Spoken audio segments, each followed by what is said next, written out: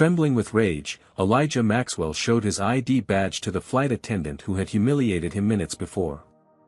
"I'm not just a first-class passenger," he declared, "I'm the new CEO of Skyline Airways, your employer.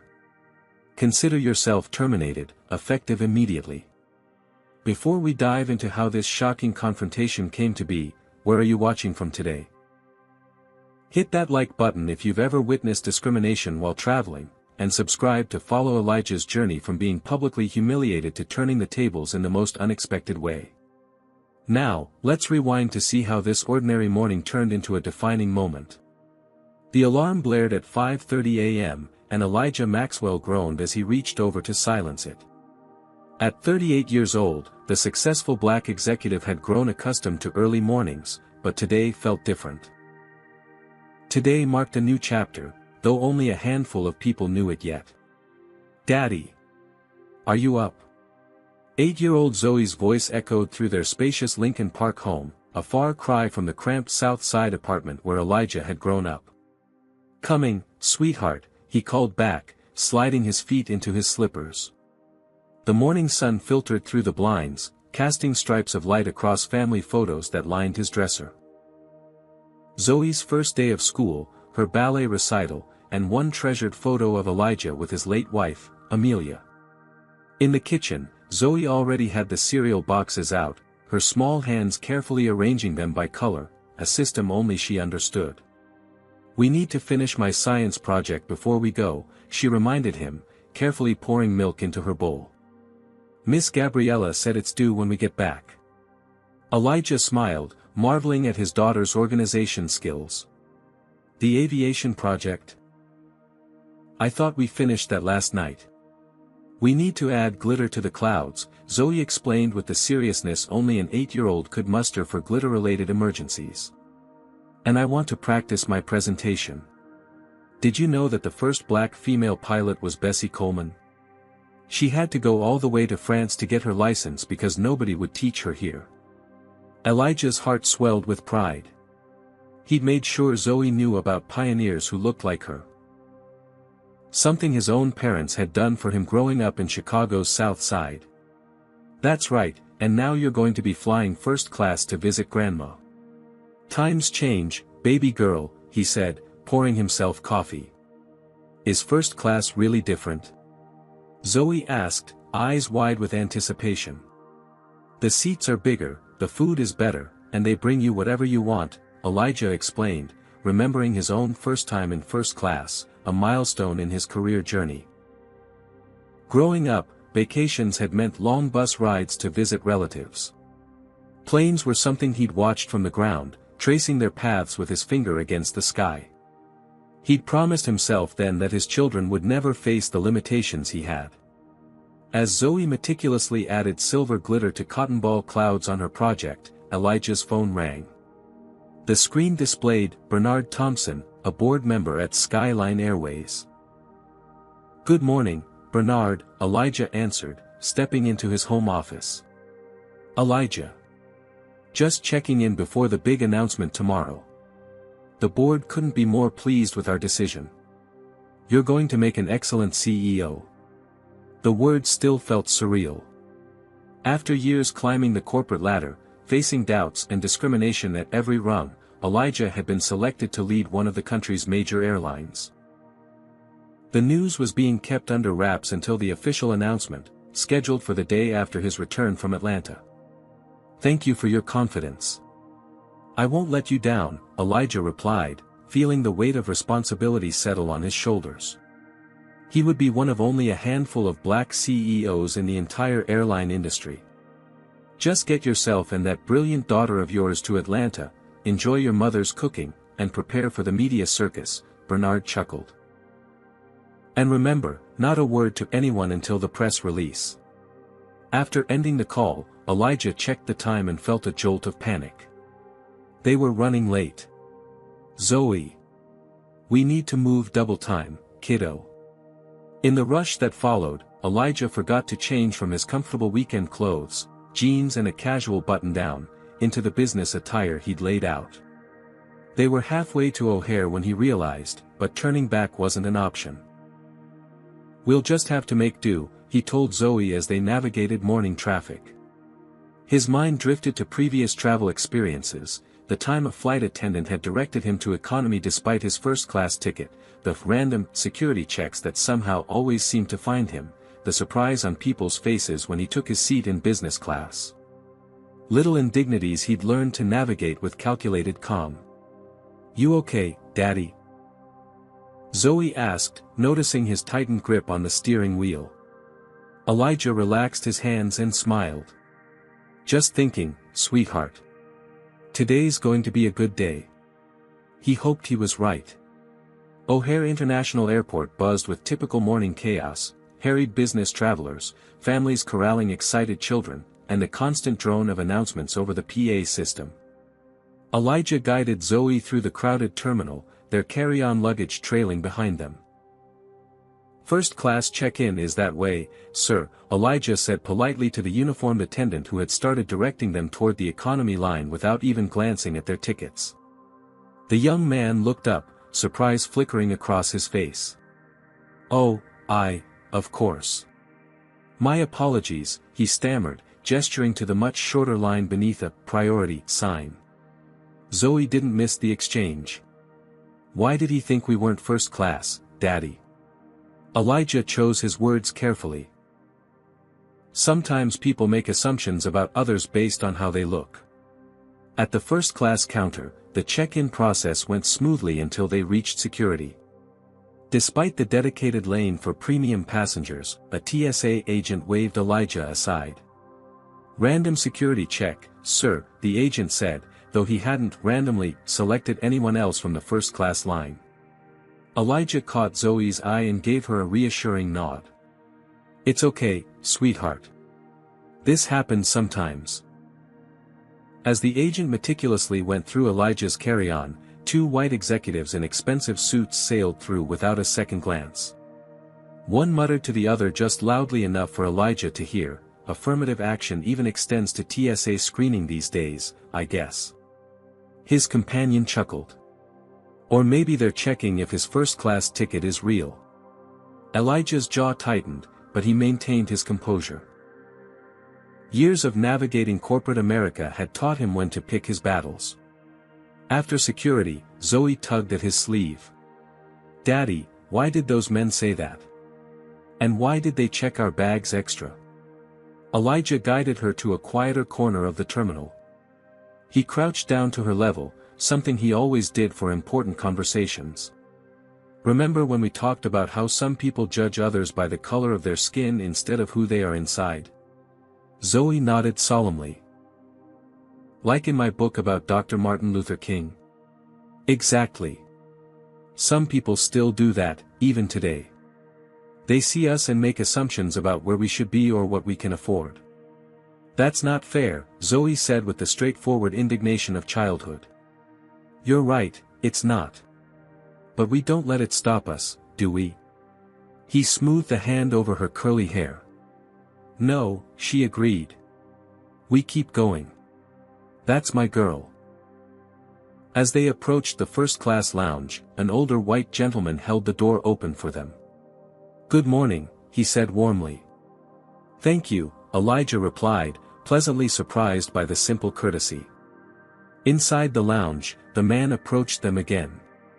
"Walter Bennett," he introduced himself, extending his hand. "Couldn't help but notice the science project. My granddaughter's about the same age, always has some glitter-covered creation in tow." Elijah shook his hand. "Elijah Maxwell. This is my daughter, Zoe." Walter settled into a nearby chair. Unlike many executives Elijah had encountered, Walter spoke to him without condescension or awkward overfamiliarity. They discussed the changing business landscape, and Walter shared stories from his 40 years in corporate America. "Things are changing," Walter noted. "Slowly, sometimes painfully so, but changing nonetheless. 20 years ago, I was often the only person in the room advocating for diversity. Now, companies are finally recognizing talent regardless of packaging." Their conversation was interrupted by a flight attendant who entered the lounge, scanning passengers with practiced efficiency. Her name tag read, Patricia Harris, Senior Flight Attendant. Her gaze settled on Elijah and Zoe, lingering just long enough to be noticeable before her lips pressed into a thin line. She approached other passengers, checking if they needed anything before boarding, but conspicuously skipped their corner. Walter noticed too. Some people take longer to adjust to change, he commented quietly. Zoe's earlier excitement about flying first class had dimmed. She sat closer to her father, the animation in her face replaced by watchfulness. Elijah felt a familiar heaviness. The burden of preparing his daughter for a world that wouldn't always welcome her with open arms, while still preserving her joyful spirit. It was a balancing act every black parent knew too well.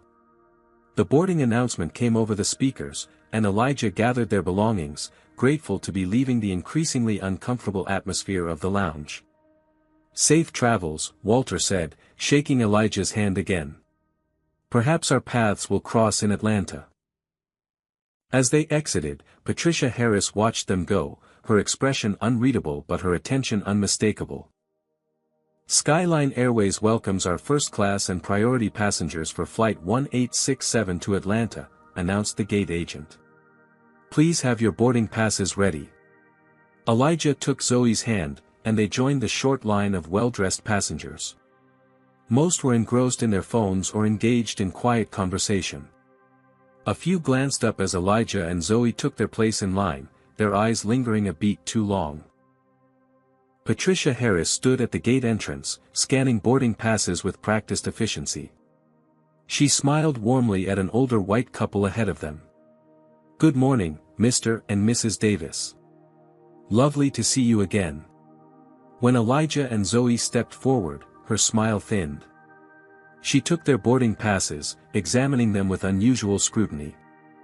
"These are first-class tickets," she stated, as if the information surprised her. "Yes, they are," Elijah confirmed evenly. After a pause that stretched just beyond comfortable, she returned the passes. "Boarding through the left door."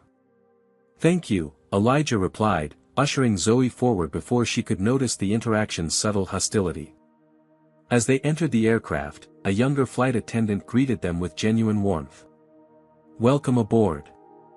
First class is the first 3 rows on either side." "Thank you," Elijah said, appreciating her natural smile. They found their seats easily. 1A and 1B, right at the front of the plane. Zoe immediately claimed the window seat, pressing her nose against the glass to watch the ground crew. "This is so cool, Daddy. We can see everything from here."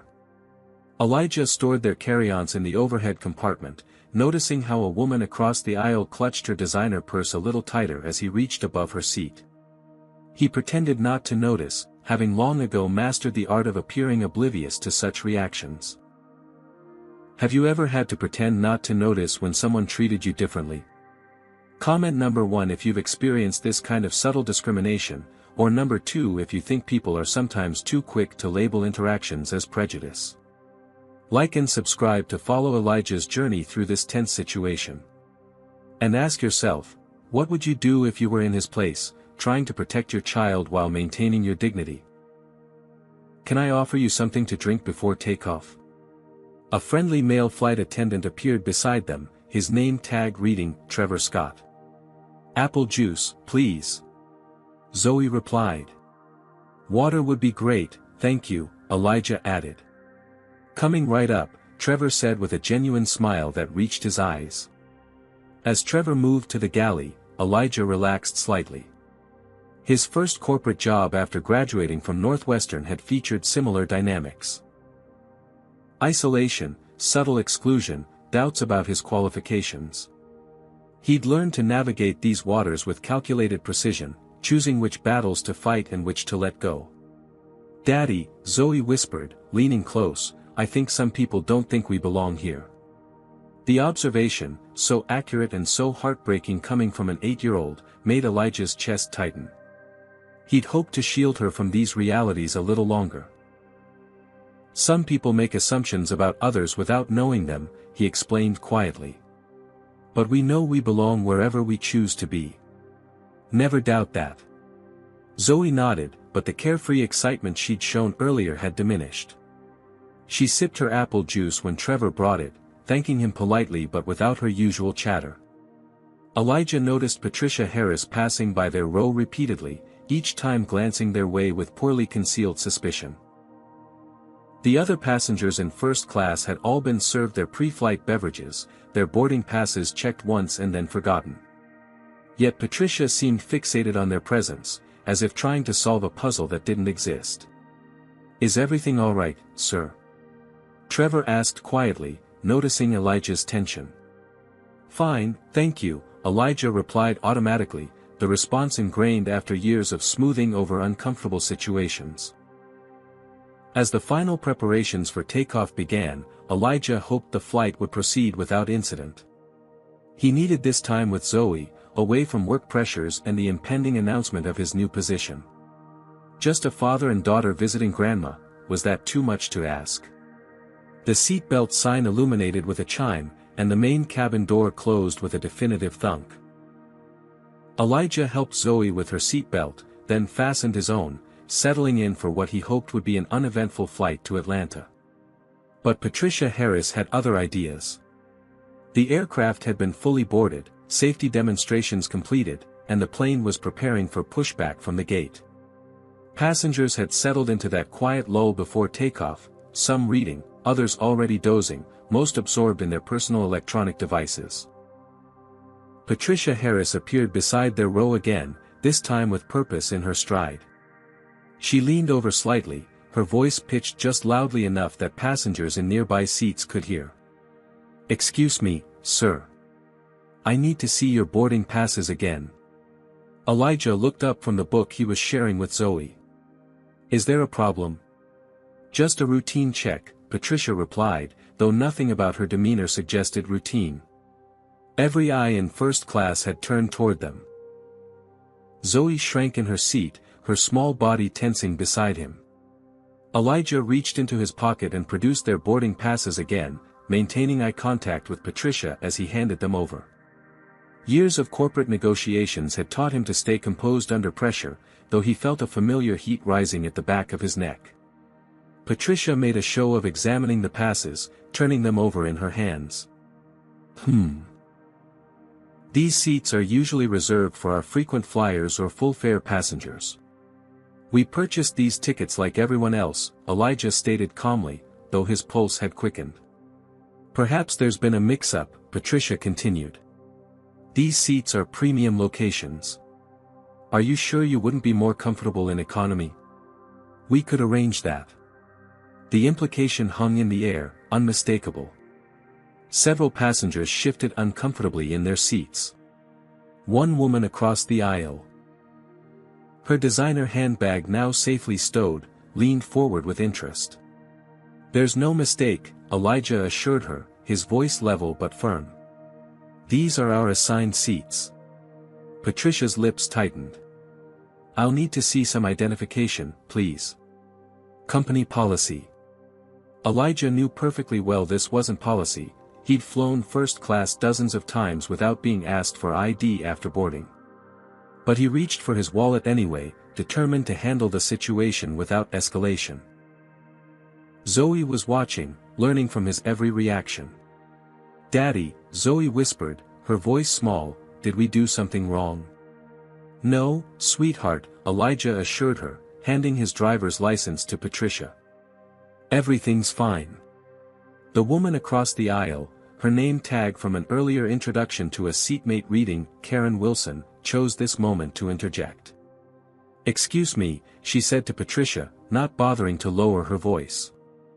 "I think these people might be more comfortable elsewhere.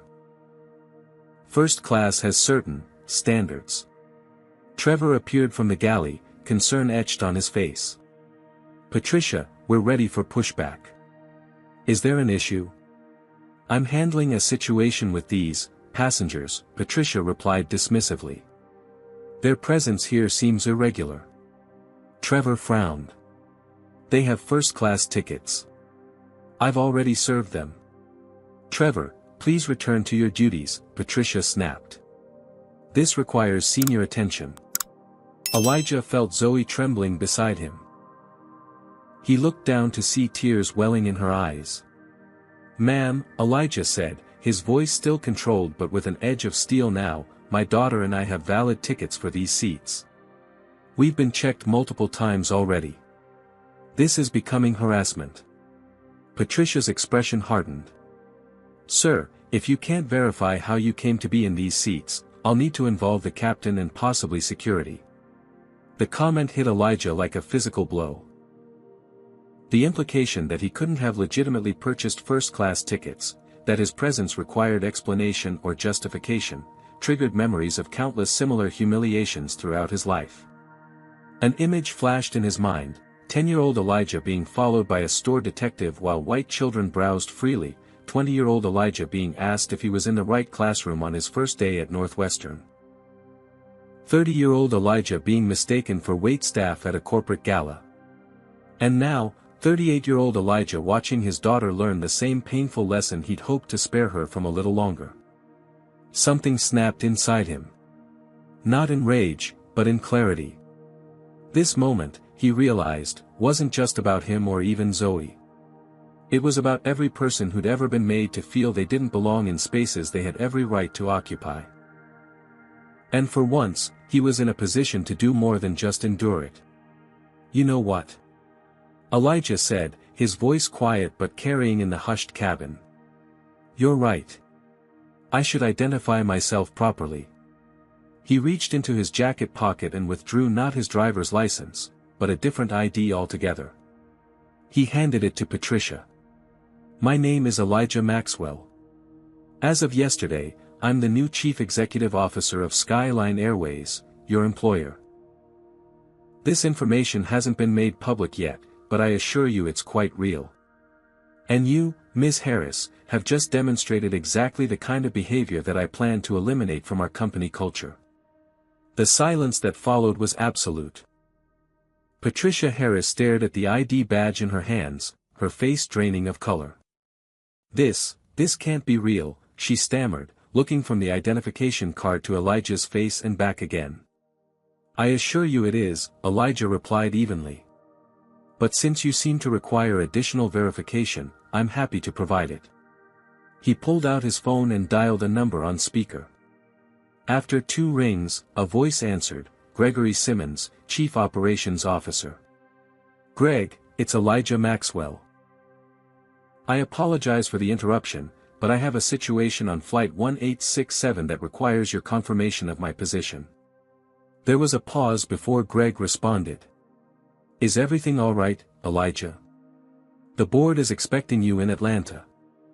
I'm currently being questioned about my right to sit in first class by one of your senior flight attendants, despite having shown my company ID." "What?" Greg's voice sharpened with alarm. "Put the flight attendant on, please." With a trembling hand, Patricia took the phone. "This is Senior Flight Attendant Patricia Harris." "Ms. Harris," Greg's voice was ice-cold through the speaker, "you are addressing Elijah Maxwell, the new Chief Executive Officer of Skyline Airways. His appointment will be announced publicly tomorrow, but I can assure you it is very much official. Whatever issue you believe exists needs to be resolved immediately and with the utmost professionalism." By now, every passenger in first class was watching the scene unfold with rapt attention. Trevor stood nearby, his expression a mixture of shock and something that looked remarkably like satisfaction. Karen Wilson had sunk low in her seat, suddenly intensely interested in the safety card in the seat back pocket. Patricia handed the phone back to Elijah with visibly shaking hands. "Mr. Maxwell, I sincerely apologize for the misunderstanding. I was simply following." "You were not following any Skyline Airways policy," Elijah cut her off, his voice firm but not raised. "What you were following were your own prejudices and assumptions." Patricia's face flushed. "Sir, I assure you this had nothing to do with, it had everything to do with how my daughter and I look," Elijah stated plainly. "You didn't question any other passenger's right to be here. You suggested we would be more comfortable in economy. You implied we couldn't have legitimately purchased these tickets. From the back of first class, a middle-aged black woman in a business suit caught Elijah's eye and gave a small, affirming nod. 2 rows behind her, a young black man in casual clothes watched the confrontation with poorly concealed satisfaction. Elijah continued, "Ms. Harris, I believe in accountability. As CEO, I cannot allow employees who discriminate against passengers to represent our airline." "Please," Patricia's voice had taken on a desperate edge. "I've been with Skyline for 15 years. I have an exemplary record. This is a misunderstanding that made my 8-year-old daughter cry and ask if she'd done something wrong," Elijah pointed out. "A misunderstanding that humiliated us in front of an entire cabin of passengers." Walter Bennett, who had been observing silently from his seat across the aisle, finally spoke up. "If I may, Mr. Maxwell. I witnessed Ms. Harris's behavior in the lounge as well. It was targeted." Patricia's pleading expression crumpled. "Mr. Maxwell, please. I have a mortgage, a family, as do many people who face discrimination every day," Elijah replied. "Their financial obligations don't protect them from prejudice. Why should yours protect you from consequences?" The captain appeared at the front of the cabin, his presence commanding immediate attention. "What's going on here?" "We've been delayed for pushback." Elijah stood, offering his hand. "Captain, I'm Elijah Maxwell, incoming CEO of Skyline Airways." The captain's eyebrows shot up in recognition. "Mr. Maxwell. We received a notification you might be traveling today, but we're told to maintain discretion. I appreciate that. Unfortunately, we have a situation involving discriminatory treatment by a member of your crew." Quickly and precisely, Elijah explained what had transpired. The captain listened, his expression growing increasingly grave. "Ms. Harris," the captain finally said, "please gather your belongings and exit the aircraft. The ground crew will escort you to HR." "But," Patricia began. "That's an order," the captain stated firmly. As Patricia moved to comply, her face a mask of shock and humiliation, Karen Wilson finally spoke up from her seat. "This is ridiculous. She was just doing her job, making sure everyone was in their proper place." Elijah turned to her calmly. "And what exactly is our proper place, Ms. Wilson?" Karen faltered, suddenly aware of how her words could be interpreted. "I didn't mean, I think you've said enough," Walter Bennett interrupted. "Perhaps it's time for reflection rather than further commentary." As Patricia was escorted toward the exit, her shoulders slumped in defeat, Zoe tugged at her father's sleeve. "Daddy," she whispered, loud enough that those nearby could hear, "is the mean lady in trouble because of us?"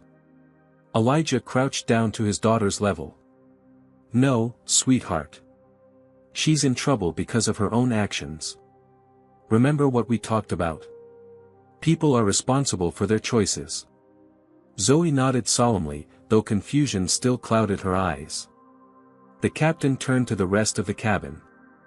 "Ladies and gentlemen, we apologize for the delay. We'll be proceeding with our departure shortly. Thank you for your patience." As he returned to the cockpit, a scattered applause broke out among some passengers. Others looked uncomfortable or confused. The division was palpable, a microcosm of the broader world outside the airplane's pressurized cabin. Trevor approached Elijah, speaking quietly.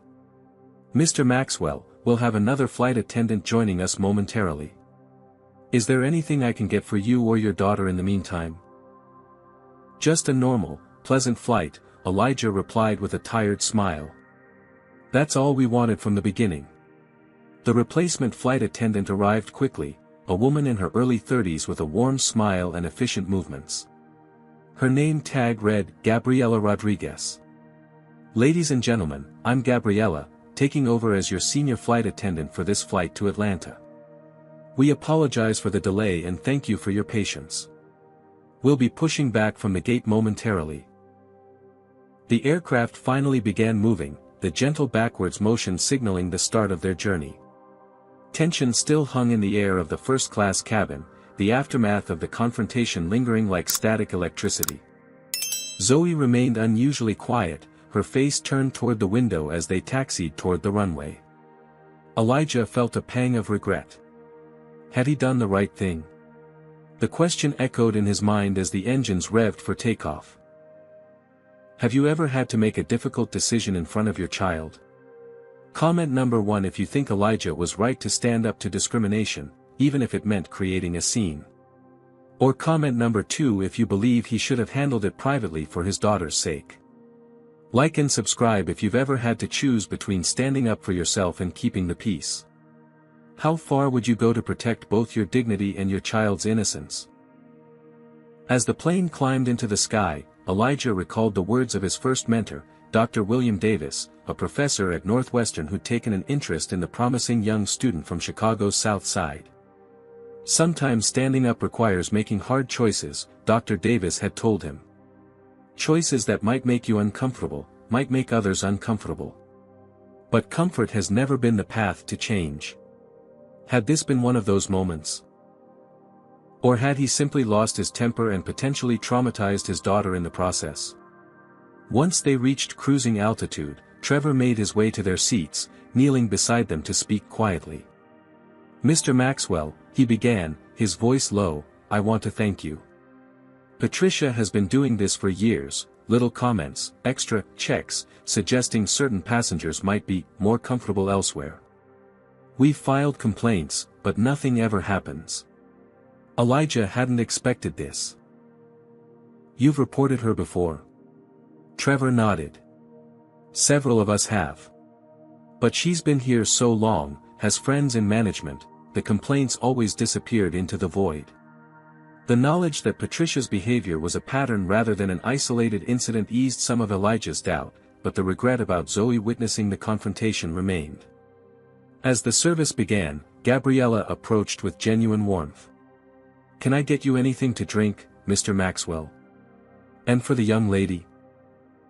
"Apple juice, please," Zoe requested, her voice smaller than usual. "Water for me, thank you," Elijah added. When Gabriella returned with their drinks, she hesitated briefly. "Mr. Maxwell, I hope this isn't inappropriate, but, thank you. I've experienced similar treatment myself, both as an employee and as a passenger when traveling off-duty." Elijah nodded in understanding. "I'm sorry to hear that. I hope you know that changes are coming." "That's why I wanted to say thank you," Gabriella replied with a genuine smile before continuing her service. Throughout the next hour, several passengers made their way to Elijah's seat, a young black attorney who shared his own travel experiences, an older Asian couple who spoke of similar encounters, a white mother traveling with her biracial children who expressed gratitude for his stand. Karen Wilson, meanwhile, had requested to move seats, but with the flight full, she remained trapped in her embarrassment, studiously avoiding eye contact with anyone around her. Walter Bennett made his way forward to sit in an empty seat near Elijah while his seatmate visited the lavatory. "Quite the introduction to your new role," the older man observed. Elijah smiled ruefully. "Not exactly how I planned to begin. Sometimes leadership isn't planned. It's thrust upon us at unexpected moments," Walter replied. "How we respond in those moments defines our legacy more than any strategic plan or quarterly report. I'm concerned about the example I set for my daughter," Elijah admitted, glancing at Zoe, who was now absorbed in a game on her tablet. "You showed her that her dignity matters," Walter said simply. "That her right to occupy space isn't contingent on anyone else's approval. There are worse lessons for a child to learn." Before Walter could continue, the aircraft encountered a patch of turbulence, the sudden jolts mirroring Elijah's internal state, unsettled, uncertain of what awaited on the other side. As the seatbelt sign illuminated with a chime, Elijah's phone buzzed with incoming messages. The board members had somehow already heard about the incident. Some expressed support, others concern about potential legal issues. The news was spreading faster than the aircraft itself was moving. Elijah put his phone away, feeling the weight of uncertainty. Would this incident define his leadership before it officially began? Had he damaged the very opportunity he'd worked so hard to attain? Beside him, Zoe had fallen asleep, her head resting against his arm. Looking at her peaceful face, Elijah felt a renewed sense of purpose. Whatever came next, he would face it, not just for himself, but for her future and the futures of countless others who deserved to be treated with dignity. The turbulence subsided, and the plane continued its journey toward Atlanta, where unknown challenges awaited them both. The first indication that something had changed came when they began their descent into Atlanta. Flight attendants normally kept cell phones stowed during this phase, but Elijah noticed Trevor and Gabriella huddled near the galley, looking at a phone screen with wide eyes. When they landed at Hartsfield-Jackson International Airport, Elijah turned his own phone back on and was immediately bombarded with notifications. Texts, emails, missed calls, social media alerts, all flooding in at once. "Mr. Maxwell," Trevor approached as passengers prepared to deplane, "you should know that, well, the incident has gone viral." "What do you mean?" Elijah asked, though he already suspected the answer. "Several passengers recorded what happened," Trevor explained, looking both apologetic and concerned. "The videos are all over social media. #CEOingcoach is trending." Elijah winced at the hashtag's irony. They'd been in first class, not coach, yet the narrative was already being rewritten by the internet's game of telephone. As they stepped off the plane, Elijah was startled to see several people in the jet bridge holding up phones, clearly recording their exit. Instinctively, he moved to shield Zoe. "Daddy, why are those people taking pictures?" she asked, clinging to his hand. "Remember how we talked about social media?" he replied calmly. "Sometimes things happen that people want to share." The situation in the terminal was even more chaotic. A small crowd had gathered near their gate, some appeared to be journalists, others simply curious onlookers. Elijah spotted his mother, Regina, standing at the periphery, her face a mixture of concern and fierce pride. "There's Grandma," he said to Zoe, guiding her through the crowd with a protective arm around her shoulders. Regina Maxwell was a formidable woman at 65. She'd raised Elijah alone after his father's early death, working 2 jobs while pursuing her nursing degree. Her silver-streaked hair was pulled back in her customary neat bun, and her posture remained ramrod straight, a woman who had faced down too many challenges in life to be easily intimidated. "Ma," Elijah greeted her with a hug. "My boy," she replied, embracing him tightly before crouching to envelop Zoe in her arms. "And my beautiful grandbaby. Grandma." Zoe's face lit up with the first genuine smile Elijah had seen since before the confrontation. "Let's get out of here," Regina suggested, eyeing the growing crowd. "My car's close." As they made their way through the terminal, Elijah's phone rang again. Bernard Thompson's name flashed on the screen. "I need to take this," he told his mother. "Elijah," Bernard began without preamble, "have you seen what's happening online?" "I'm just learning about it," Elijah replied, keeping his voice low. "How bad is it?" "It's complicated," Bernard said. "The board is divided. Some think you overstepped, concerns about wrongful termination, employment law complications. Others are applauding you for taking a stand against discrimination. The video clips are somewhat fragmented, so different people are seeing different parts of the interaction." "I stand by my decision," Elijah stated firmly. "I expected as much," Bernard replied. "Look, we've booked you a suite at the Meridian Hotel instead of your mother's place. We need to contain this, develop a strategy. The PR team is flying in tonight." Elijah glanced at his mother and daughter, walking ahead of him. Zoe had been looking forward to staying at Grandma's house, with its backyard swing and the piano she loved to plunk at. "I appreciate the thought, Bernard, but we'll be staying with my mother as planned. I'm not going to disrupt my daughter's visit further. The PR team can meet us there tomorrow." After a pause, Bernard conceded. "All right. But Elijah, be prepared. This is just the beginning. By the time they reached Regina's modest but well-kept home in Atlanta's historic West End neighborhood, the situation had escalated further. Hashtag Skyline discrimination was now trending alongside hashtag #SeeYoingCoach. Former Skyline employees had begun sharing their own stories of Patricia Harris's behavior toward passengers of color. Regina's living room became an impromptu crisis management center. While Zoe practiced on the old upright piano in the corner, Elijah participated in a video conference with several board members. "The legal department is concerned," said Helen Richardson, the board's most conservative member. "Patricia Harris could claim wrongful termination. You weren't officially CEO yet, and there are procedures for employee discipline." "With all due respect, Helen," countered Marcus Jordan, one of the board members who had championed Elijah's appointment, "what we're seeing is exactly why we chose Elijah. He recognized a systematic problem and took decisive action." "But the optics," Helen began. "The optics are exactly the point," Elijah interjected. "What message would it send if our airline tolerates employees who profile passengers based on race? What does that say about our values as a company?"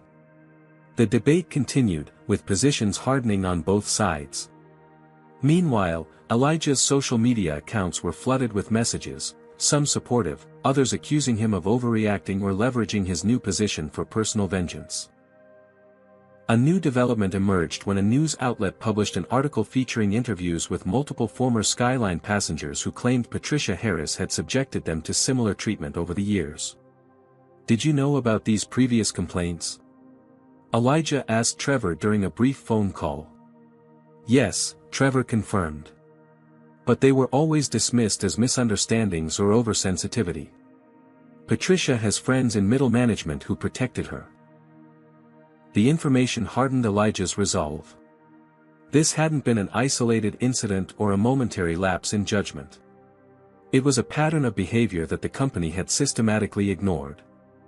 Later that evening, as Zoe helped Regina prepare dinner, she approached her father with a worried expression. "Daddy, are you in trouble? I heard Grandma talking on the phone.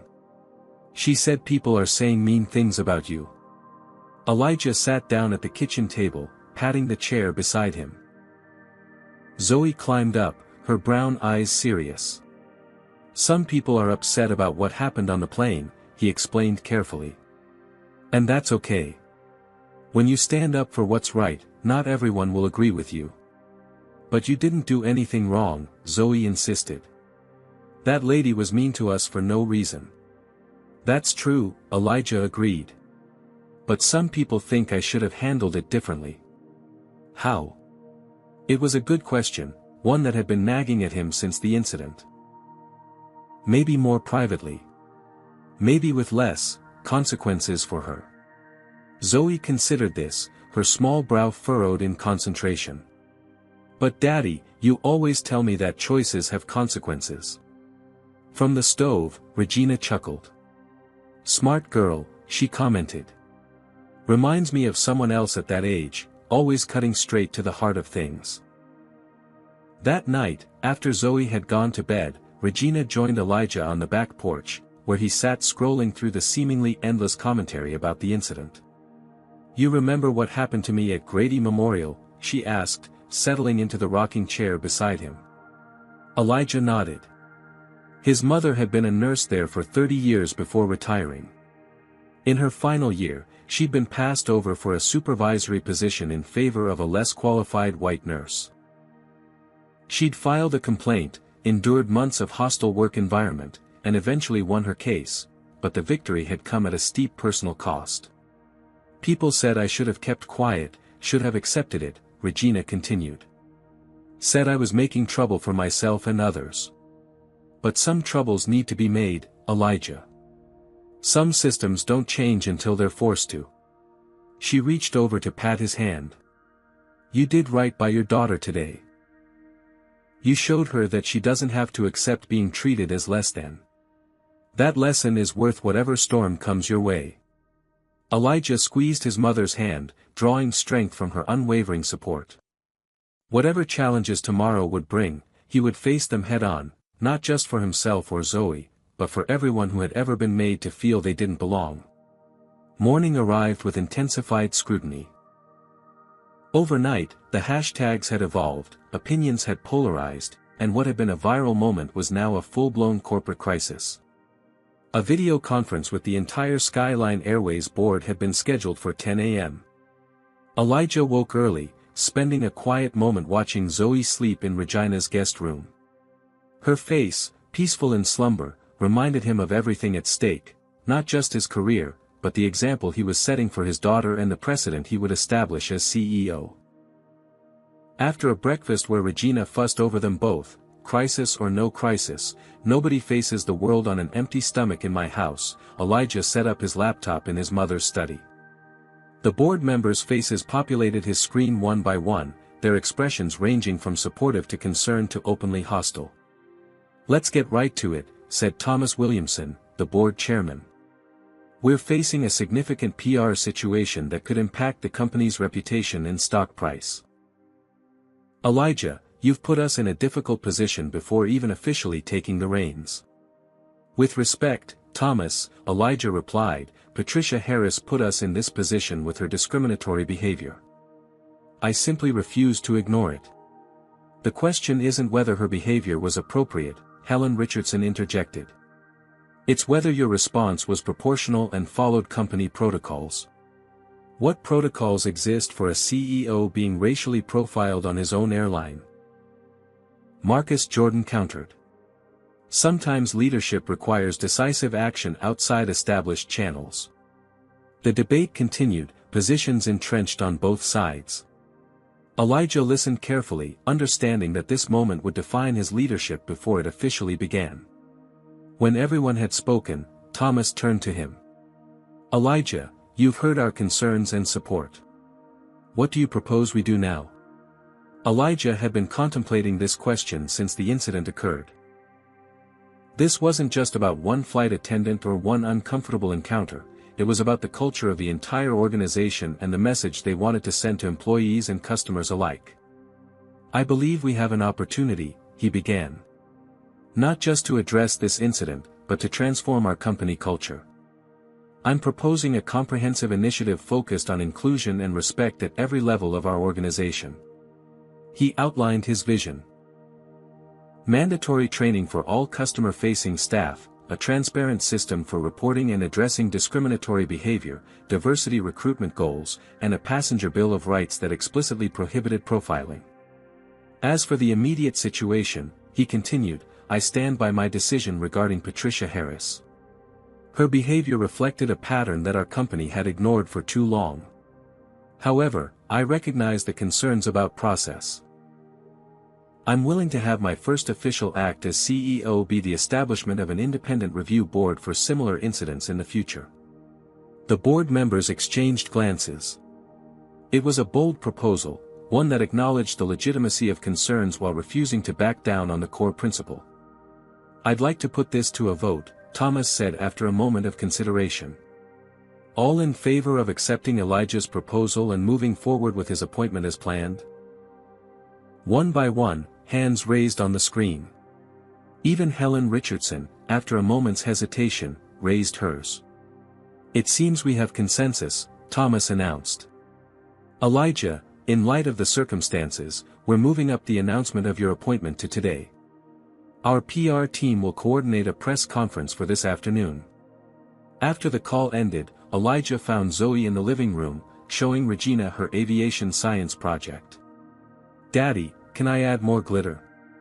Grandma says it needs sparkle." "Of course, sweetheart," he replied, sitting down beside them. "But first, I need to talk to you about something important." He explained, in terms she could understand, what would happen next: the press conference, the announcement of his new job, the questions people might ask about what happened on the plane. "Will they ask me questions too?" Zoe asked, her eyes widening with alarm. "No, baby. You don't have to talk to anyone if you don't want to," he assured her. "But I wanted you to know what's happening." Zoe nodded thoughtfully. "Daddy, remember when Amelia in my class was being mean to Mason because his lunch looked different? And Miss Gabriella told us that being kind is more important than being right. Elijah nodded, curious where his daughter's wisdom was leading. I think that lady on the plane forgot to be kind, Zoe continued. Maybe she needs a teacher like Miss Gabriella to help her remember. The simplicity and compassion in his daughter's perspective struck Elijah profoundly. In her 8-year-old wisdom, she'd cut through the complexity to the heart of the matter. Later that morning, Walter Bennett arrived at Regina's house, having tracked Elijah down through mutual connections. "Hope I'm not intruding," the older man said when Regina showed him to the back porch where Elijah was preparing his remarks for the press conference. "Not at all," Elijah assured him. "I appreciate your support yesterday." Walter settled into a chair. "I've been in business for 40 years, Elijah. Seen a lot of leaders come and go. The best ones are those who recognize when a moment isn't just about themselves, when it's about setting a standard that will outlast their tenure." He offered strategic advice about handling the press, managing board expectations, and balancing firmness with grace in the public eye. As they talked, Elijah's phone buzzed with a message from Trevor: "The flight crew is behind you. We've formed a group to support changes at Skyline. Also, I've documented all the complaints against Patricia that were dismissed. Let me know if you need them." Another message arrived from an unexpected source: Karen Wilson, the passenger who had supported Patricia's actions. "Mr. Maxwell, I've been reflecting on my behavior. It was inexcusable. I'm ashamed of how I acted and the assumptions I made. This isn't a request for forgiveness, just an acknowledgement of wrongdoing. I'm committed to doing better." Each message reinforced what Elijah had begun to realize: this moment was bigger than one incident on one flight. It was about challenging patterns that had gone unchallenged for too long. As the time for the press conference approached, Elijah found himself briefly alone with his mother in the kitchen. "I keep thinking about what Dad would say," he admitted. Regina's husband, Elijah's father, had been a civil rights activist in his youth before becoming a high school teacher. Regina smiled, the memory of her late husband softening her features. "Franklin would tell you what he always told his students: justice isn't always comfortable, but it's always right." She straightened his tie with practiced hands. "You go show them what leadership really means, son." With his mother's words echoing in his mind and his daughter's wisdom in his heart, Elijah prepared to step into the spotlight, not just as a CEO, but as someone willing to stand for change, even when it was difficult. Especially when it was difficult. The hotel conference room buzzed with activity: camera crews adjusting equipment, journalists checking recorders, PR staff distributing press packets. The Skyline Airways logo dominated the backdrop, the company's slogan, "Reaching New Heights Together," displayed prominently beneath it. Elijah stood in a side room, Zoe beside him holding his hand. He'd given her the choice to wait with Regina, but she had insisted on staying with him. "Ready, Daddy?" she asked, looking up at him with complete confidence, the kind only a child can offer, uncomplicated by doubt or cynicism. "Ready," he confirmed, giving her small hand a squeeze. Thomas Williamson entered, his expression serious but supportive. "Full house out there. Board members are seated front row. We've prepared a statement, but..." He hesitated. "But you're wondering if I'll stick to it," Elijah finished for him. Thomas nodded. "The PR team has crafted something diplomatic. It addresses the incident without inflaming tensions further." Elijah considered the carefully worded statement he'd reviewed earlier, a masterpiece of corporate communication that said everything and nothing simultaneously. "I appreciate their work," he said finally, "but I need to speak from the heart today. People will know if I'm just reading talking points." Thomas looked like he wanted to object but ultimately nodded. "It's your show now, Elijah. We're behind you." He crouched down to Zoe's level. "And you must be the famous Zoe I've heard so much about. Your dad talks about you all the time." "He's going to be the boss of the whole airplane company," Zoe informed him seriously. "Yes, he is," Thomas agreed with equal seriousness. "And a very good one," I think. As Thomas left, Trevor and Gabriella appeared in the doorway, both now in civilian clothes. "We wanted to wish you luck," Trevor said. "A lot of the crew is watching this live stream. You've got more support than you know." "Thank you both," Elijah replied. "For everything." The PR director poked her head in. 2 minutes, Mr. Maxwell." With a deep breath, Elijah stepped toward the door, Zoe still holding his hand. The flashbulbs began immediately as they entered the conference room. Elijah approached the podium, lifting Zoe to stand beside him. The room fell silent, pens poised over notepads, cameras focused intently. "Good afternoon," Elijah began. "My name is Elijah Maxwell. As of today, I am the new Chief Executive Officer of Skyline Airways. This isn't how I plan to introduce myself to you." He paused, looking out at the sea of faces, the board members in the front row, journalists from every major outlet, and at the back of the room, a surprise, Regina had arrived, standing beside Walter Bennett. "I grew up on Chicago's South Side," Elijah continued. "My mother worked 2 jobs to keep a roof over our heads and food on our table. When I was 10, I watched a plane fly overhead and told her someday I'd fly in one. She didn't tell me it was impossible, even though in 1990 Chicago, a black kid from our neighborhood had slim chances of achieving that dream." He glanced down at Zoe, who was watching him with pride. "Yesterday, my daughter and I boarded a Skyline Airways flight in first class. What should have been a routine journey became something else entirely when we were singled out, questioned, and humiliated based on assumptions about who belongs in premium cabins." Cameras clicked rapidly as he recounted the incident, carefully omitting details that might embarrass Zoe further. He explained his position, his decision regarding Patricia Harris, and his vision for change at Skyline Airways. "This isn't about one flight attendant," he emphasized. "It's about a culture that allowed her behavior to continue unchecked despite multiple previous complaints. It's about the difference between saying we value diversity and inclusion and actually creating environments where everyone is treated with dignity and respect."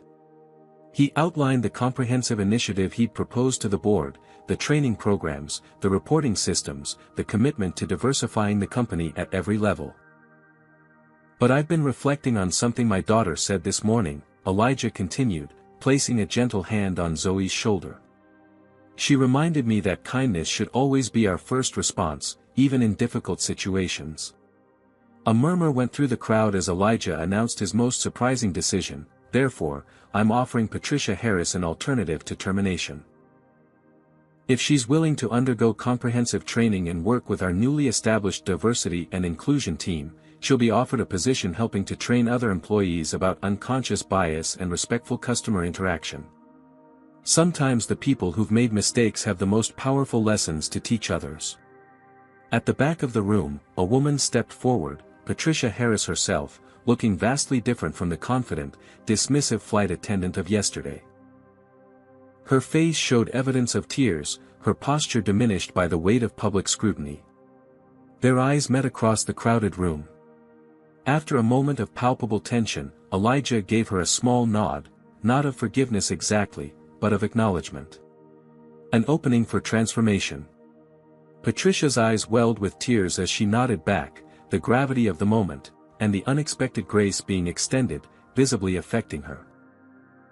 "Skyline Airways is embarking on a new journey today," Elijah continued, returning his attention to the assembled press. "One where we recognize that reaching new heights together means ensuring everyone feels respected and valued, both our employees and our passengers." He gestured to the board members. "I'm grateful to have the unanimous support of our board in this vision." One by one, the board members stood, a visible demonstration of unity that sent another ripple of surprise through the journalists.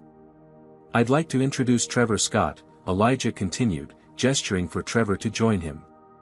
"Trevor has been appointed as our new head of passenger experience, tasked with ensuring every customer receives the respect and service they deserve."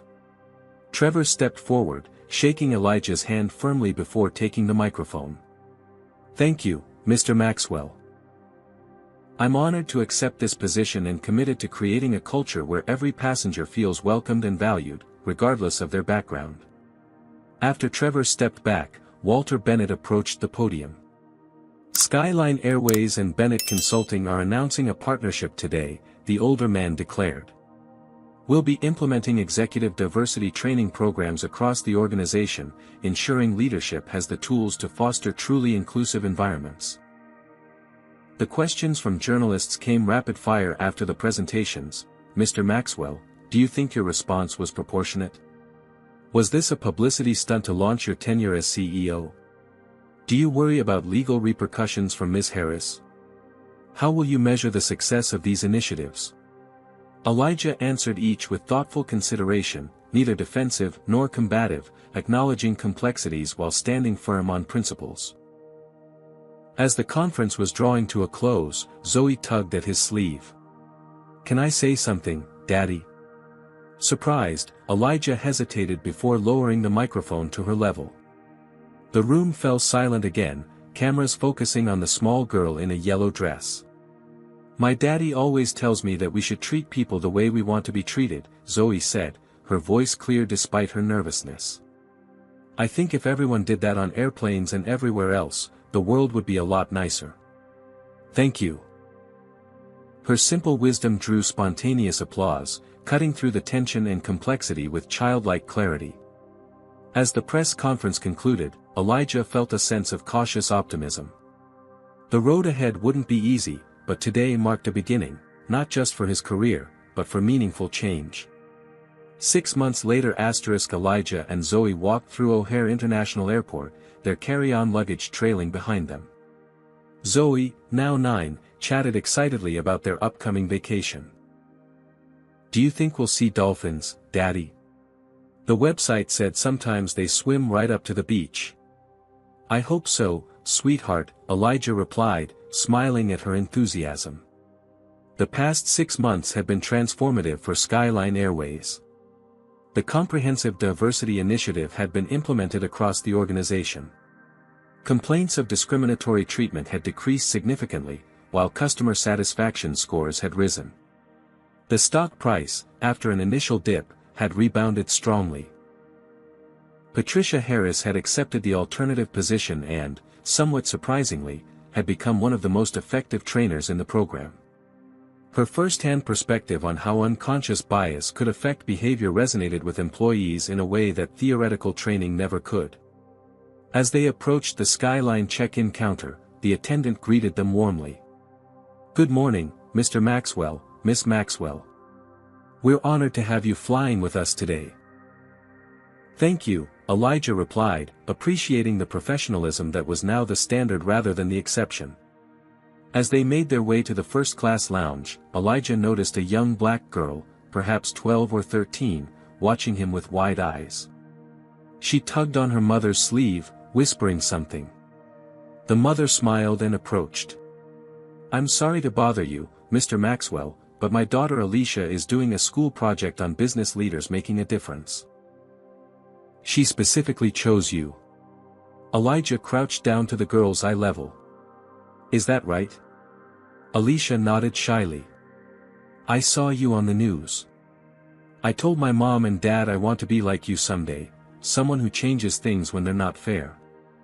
Elijah felt a lump form in his throat. That's a wonderful goal, Alicia. The world needs more people like you. As they continued to their gate, Zoe slipped her hand into his. You changed things, Daddy. Just like you said we could. We're just getting started, sweetheart, he replied, squeezing her hand. We're just getting started. Elijah's story teaches us that confronting discrimination requires both courage and compassion.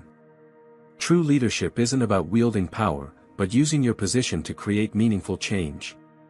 When Elijah revealed his identity as CEO, he could have simply punished Patricia without addressing the systemic issues.